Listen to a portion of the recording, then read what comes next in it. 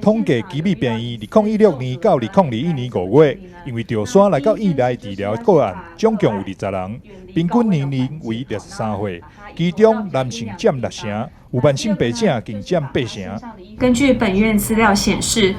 自2016年1月到上个月为止，因中暑而来本院急诊室就医且住院的患者之中，总共有20个人。那这20个人里面，男性占了6成，有8成的人是有慢性病的。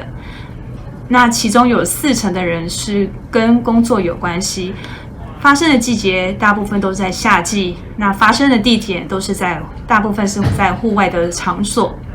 那这些20个个案呢，在经由急诊就医住院之后，有7成的病人需要住到加护病房。那经过积极的治疗之后，预后大致都良好。若是拄到着山的状况，医生表示会当用冰角或者是水，放伫咧患者腋下、红棍仔、改边，帮助降温，并该赶紧送医治疗。如果在现场有发现疑似中暑的个案，那第一件事要先把它远离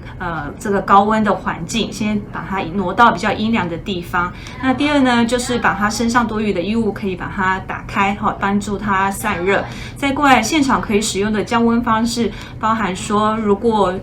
可以在身上做洒水的动作，那现场如果有电风扇的话，就是开电风扇，那帮助它降温。那水干了就要持续的洒水。那此外，也可以去拿一些冰块跟水，那用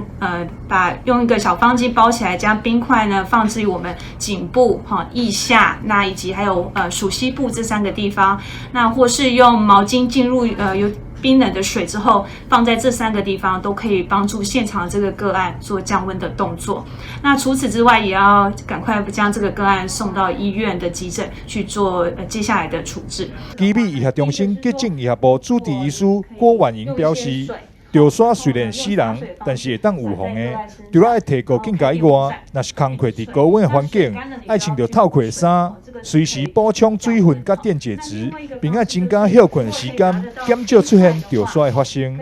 但是文章硕维采访报道。